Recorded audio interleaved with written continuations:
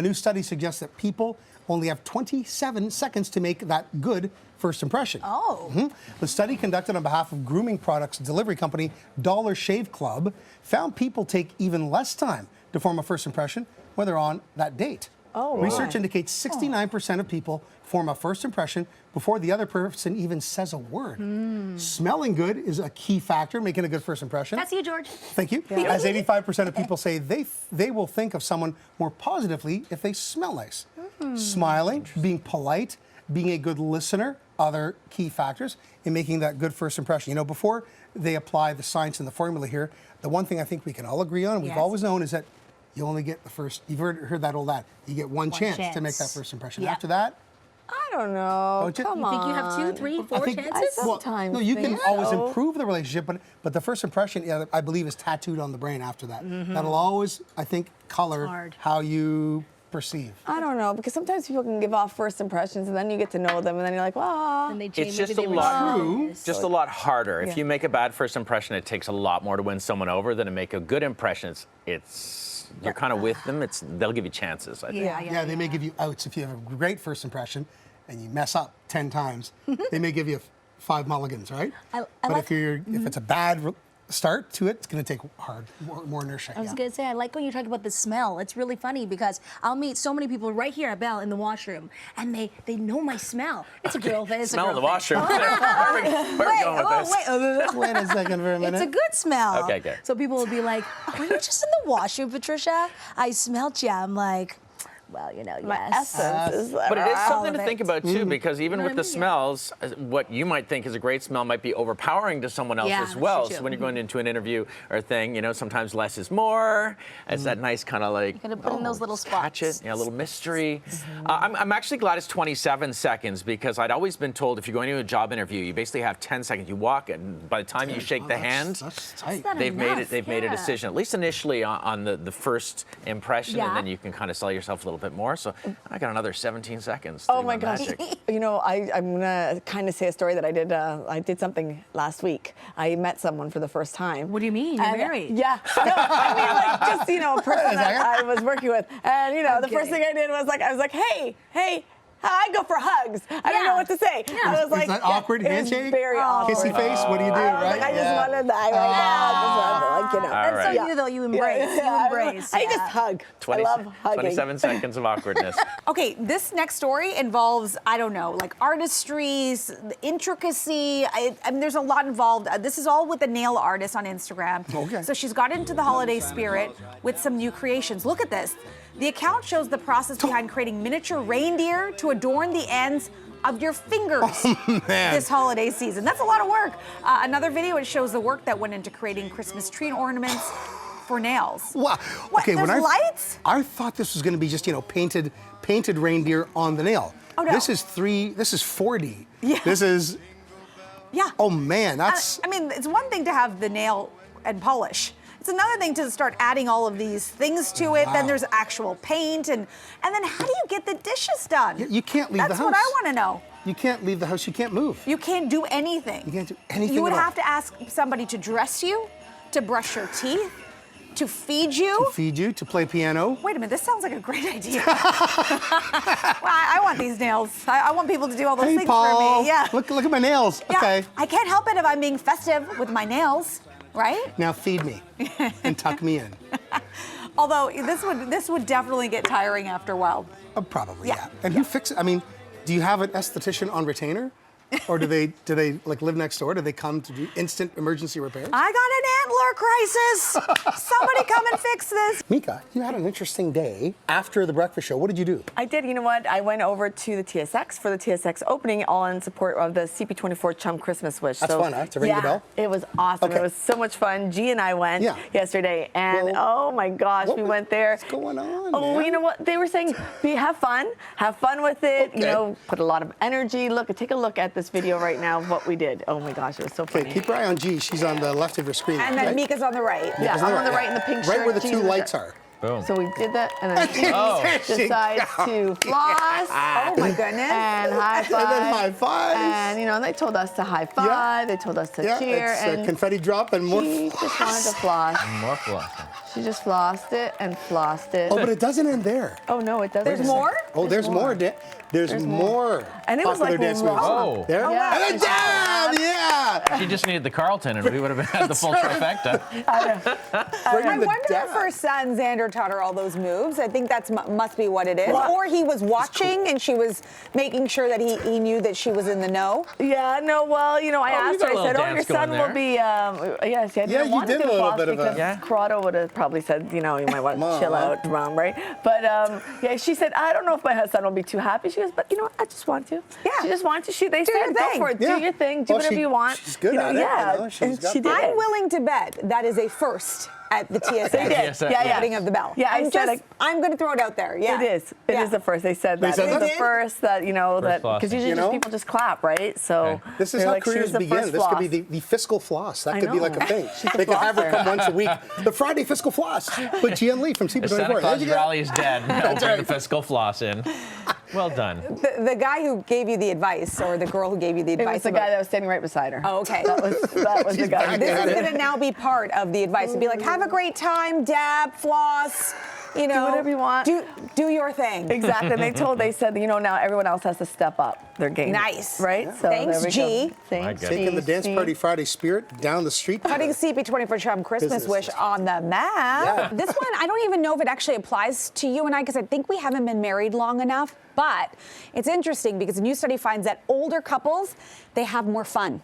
Yes, researchers Good. at the University of California, Berkeley, they analyzed conversations between 87 couples who had been married for between 15 and 35 years, and they tracked their emotional interactions over the course of 13 years, and they found over time, the couples that showed an increased positive behaviors, they had things like joking, cuddling, a decrease in negative or emotional behavior like defensiveness or criticism. So, I mean, I don't know how much of that is because they're older or how much Yeah. of that is because you just get used to them. Yeah, familiarity. Right? Yeah. Look, I mean, I'm calming with age, I think. I'm just looking at my track record of behavior, and I was a complete knucklehead. Right. Basically 40 back.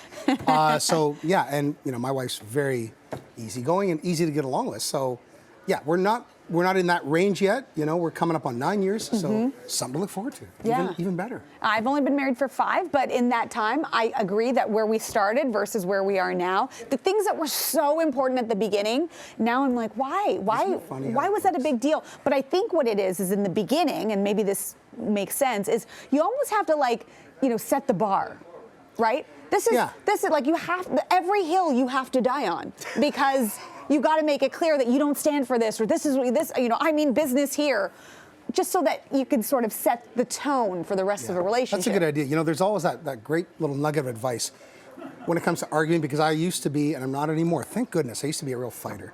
Right. It just had to be right. Would you rather be right, or would you rather be happy? That's kind of what life comes down to. So true. You know? Yeah. I lean to happiness. I rather be happy when I'm right. I don't know, is that an option? Was that one of them? I think you're right about that. Yeah, I think I like hearing the word right. I don't know, it's one of those things. You are correct. Yeah. But at the same time, when I'm wrong, I can admit I'm wrong, and the rare occasions that it hardly ever happens. happens. Yeah, I don't have a problem admitting it. That's one thing. Even when when I'm proven to be, but when I was younger, wow, Right. I had a real hard time Yeah. admitting failure. It's called growing up, kid. Yeah, I'm all grown up now, almost. Fully grown. Now, but I also Kind of. realize now, at my age, I know nothing. Yes. And Agreed. I'm happy to realize that I'm pretty much in the dark about most things. The older I get, the less I know. We talk a lot about sleep on this show, and I hope we're not being too inside baseball, because sleep is so important to all of us because of the hours we get up at. But I Sleep think is important to everybody. It is important to everybody, better but be. I think we're unique because we get up at 3 a.m. Yeah. to do this show. Mm-hmm. But hopefully people can vibe with the story, because if you're up right now, you probably get up too early as well. There's a study done by an American company that it's a bit weird, but it says basically Americans would spend over $100,000 a year if they could get a perfect night of sleep every night. So that just underscores how important this is. But I want to ask this to you guys. First off, what position do you all sleep in? What is the sleep routine? Right side. Go right side? Lean to the right? Yeah, yeah. I automatically just go to the right. I don't know. It just Okay. goes to the right, and that's it. I'm a tosser. I do sleep on my side with a pillow between my knees. Body pillow, regular pillow? Body, yeah, every night I can't. Is that to help something like the back? Yeah, or- your back aligns straight, and I hate the feeling of my knees against each other. I think do I. about it too much. Yeah. I start on my back, and then as soon as I start to snore, my wife punches me, and I roll over to my left. And I typically put a pillow under my arm. Interesting. Wow. One under my head, one under my arm. Okay. I'm on my left side, but it's amazing. I will wake up some mornings and nothing has moved around me, which means that I have closed my eyes and not moved the That's entire. a I'm good like sign. out cold.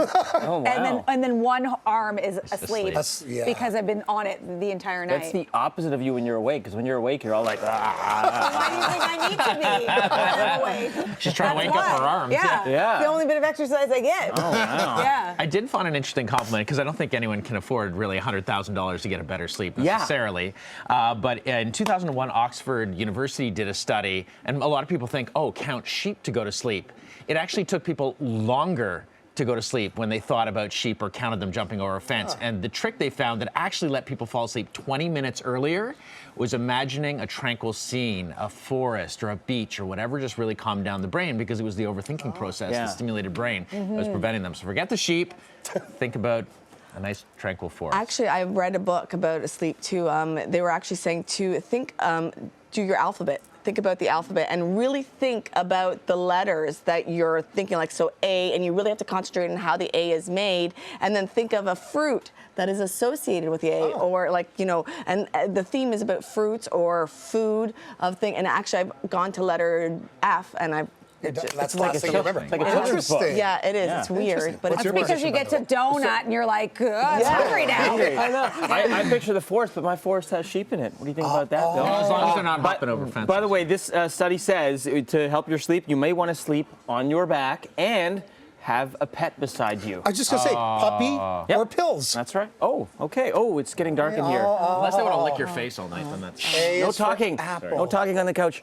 B is for banana. Dating experts often stress the importance of body language to determine if someone is attracted to you, but new research suggests a major indicator is their voice. Their voice. Researchers at the really? University of Sussex recorded conversations between people at speed dating events. They found men lowered the pitch of their voice when speaking to someone they wanted to see again. However, women spoke in a higher pitched and less monotone voice when they were attracted to someone. However, if they felt the person they were attracted to was in high demand, some women would actually switch to a deeper voice. And researchers say women with higher pitched voices are perceived as more feminine and youthful. Those with lower pitched voices are seen as more mature. So Barry White and Kathleen Turner would be a great couple. Be hard to figure out who's more into who, though. Yeah. You know, it's one of those things where I don't know if you've ever really paid attention to what your voice sounds like when you're talking to somebody who may be attractive, but now I'm going to, because if I start to hit the high pitch range, I'll be like, oh my, is it because it's showing? But if you're- because I'm really into you? But if you're talking to like some hot Hollywood hunk you're interviewing, like Jason Momoa, maybe your voice will go deeper because you're like, he's got options. Right. he's got. What if you're non-committal? Then you'd be way up high, not low. I'm not really sure. So if Clooney comes in here, it's just going to be like dolphin screeching, right? Right. And then so low that we're going to need, you know, some sort of sonar to pick it up or something. Yeah. Hard to say. Do you guys notice at all? Let's flip it the other way. Let's say you're the person who is, you're attracted to someone. Do you notice yourself changing your behavior at all? Yes. Or is it easier to notice when someone is attracted to you? It's kind of intuitive, right? Because when you get excited, you speak faster, your range goes higher, and then you catch yourself going, wow, this is a little bit desperate, so hey. Yeah. True. I would say with Bill, his telltale is not his voice. His face turns all red, and that's how you know. Yeah. That's how you know what's up. I've hung out enough with Bill now that I know some of Bill's signs. I've observed him from afar. The tells? But yeah. What are the tells? Do Well, tell. I don't want to throw him entirely under the bus. I think for me, I just if I'm really into someone, I lose the ability to like be smooth and speak. I think I'm the same, I yeah. get kind of weird. I and- got marble mouth like Freddie Flintstone. Yeah. Yeah. And I feel when I pretty much was love at first sight with my wife, Mary, I found myself out of body experience looking down on both of us. And I was literally doing the humana thing. Like I couldn't put a sentence together. Just a And you got her. And she's like, and you speak for a living. I know. Yeah. How did that work? I don't know. Man, I lucked out. Somebody married up. I like reindeer camp. It's really hard to take him seriously. He's apparently wanted to wear those antlers for a while, but he's been on serious stories all Yeah, week. So this yeah. is the first chance. It's a lighter story for Cam. So it's not Dance Party Friday yet, but you do you, Cam. Oh, wow. He's obviously, he hears a soundtrack in his own mind, and all the power to him. That's one of the number one questions I get asked when people stop me. They're like, so what's Cam really like? Like, does Cam listen to his own music? I'm like, Cam has his own soundtrack. Yeah. See, look, Cam is Cam, right? Hey, and that's folks, why we come on love over him. and dance. Oh, look, and he's getting strangers to dance with him, Almost had that. but they're ignoring him. Oh my gosh. And Pooja doing the See, you live get somebody- play-by-play. Just getting shut down, and he doesn't even care. It's probably because they can't hear any music. That's what you have to understand. It looks weird when a guy's just like, I've said it before, and I'll say it again. Cam is the best part of the show. I agree. He really is. I love it. And he's still going. And he's still going. He doesn't even know if he's up or he's not up. Doesn't matter.